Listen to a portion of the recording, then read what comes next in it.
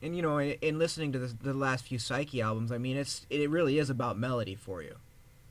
Yeah, I mean, we're still pop. I once read some kind of article about Bjork where she said something about like a simple pop song can save the world or something like that. I don't know if she said it exactly, but I've always had that philosophy too. But I also with the same approach that it doesn't have to be something like crappy. Like I mean that you can come up with something. I don't know. Like let's say as an example, Susie and the Banshees or the Cure, the way they used to sound, like that every single was kind of like a revelation. Mm-hmm. Yeah. And I always wanted to do that. I always wanted like my album to be sort of like put together in a way that each song is another sort of new revelation of a particular choice of synth sound, and the chorus is catchy but not in like too trivial of a way and stuff like that. And so I don't know, like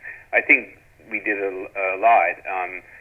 Some groups, I mean, the only thing I can say honestly is that if you take all of the Psyche albums, and even for somebody who would be a detractor or doesn't like our group or whatever, says that Goodbye Horse is the only good song even though we didn't write it, I think personally that we have at least one really standout song per album. Yeah. At least one. And I don't think there's a lot of groups that can say that.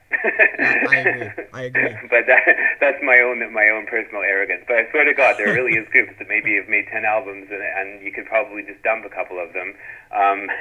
Or that there's no really standout where you say, okay, yeah, that one's a work of art or something like that. And I mean, not even necessarily the ones that are the most poppy.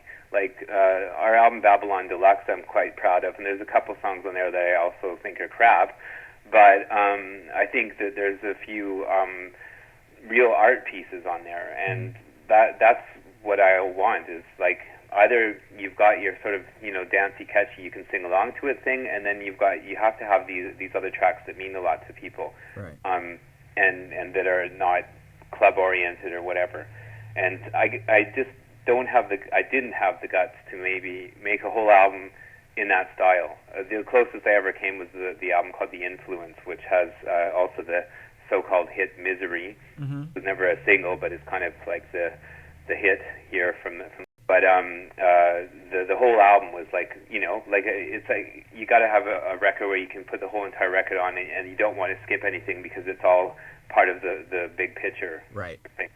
So I'm trying to get back to that because I did sort of flounder a little bit on a couple records where I was looking to see if I could get the hits and then didn't know what else to fill it with.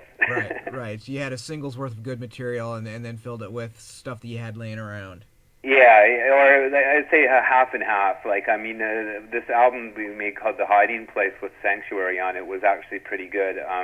That one really was like we had Sanctuary, so we felt confident that we had our super standout hit, and then had the freedom to not have to repeat it. So, like, I choose to do it that way. Other people would be searching for the next, I mean, like once you've got the one established hit, okay, now we got 5 more songs, we've got to sound like that one. Right. But I don't. I just like there's that one, and you got lucky, so let it be, and don't try to repeat it and stuff like that. So just moved on to other sort of styles. But there's a couple of things where I kind of floundered in the hopes of maybe making a second one.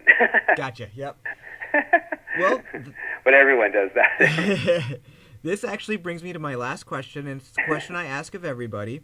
And what do you think is important that I haven't asked that you would like people to know about perhaps Darrin or Psyche or anything that's on your mind right now? Oh my God. I don't know. That's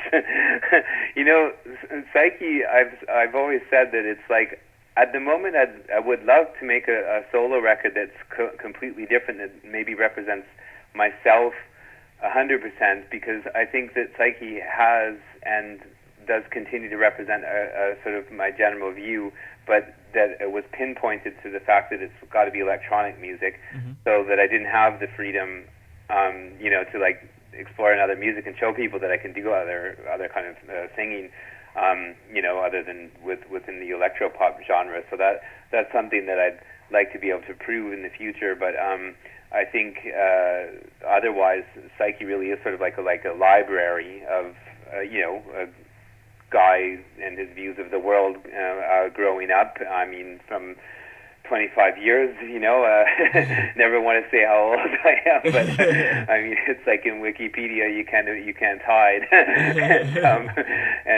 So I mean, for me, it's sort of like it's a library. It's like I've often wanted to write a biography, but sometimes I thought actually I don't need one because it's all on the record. So you can just like grab any of our albums and see where my head was at or what kind of period of time things are being dealt with. I don't like to be political or use names like I don't like the idea of anything that's going to be like 20 years ago. People are going to go, who the fuck is he talking about?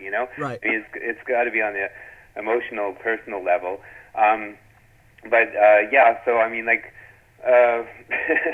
there's nothing that I necessarily I'm fairly open. I mean, I wrote Unveiling the Secret. At the time I thought that it was important that everyone isn't so guarded about themselves and stuff. Maybe I've changed my thoughts about that sometimes, but I always thought that like the goal of humanity was connection and expression, and then and then the forums on IMDb happened.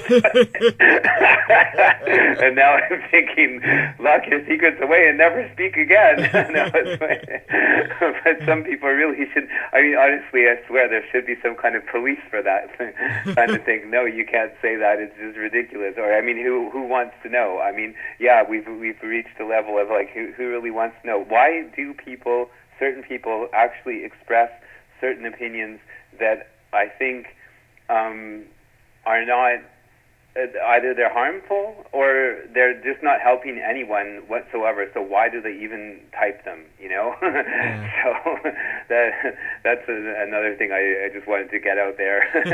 Is maybe people don't think even before they're just expressing themselves or whatever. Or I mean, what are the limits of human expression? Is there certain things that we should not? Let's not say that we're not allowed to say, but that we could think about whether or not we really need to express that in the public forum. I don't know. It's a really strange thing, and I haven't found a solution to that yet. So, right. But yeah, I don't know. I'm fairly happy with like my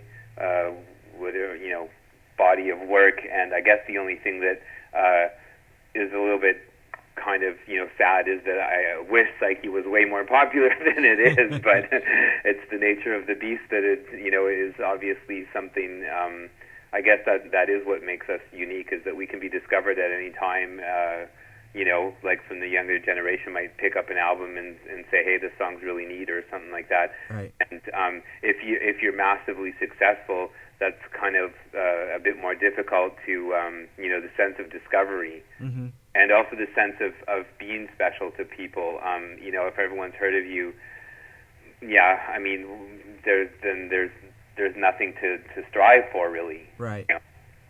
And so, yeah, I don't know. I mean, okay, like an example of somebody who's massively popular but is still special to certain people would be Depeche Mode, because I mean, they still seem to be sort of like the most successful cult band on the planet in the electronic genre, because I mean, it's like, I don't know, they're still considered special by the people who like them, even if they sell millions of records. Yeah.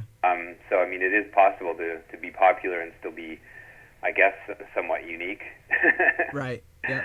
So I would like to achieve that, but we'll see how it goes. Yeah.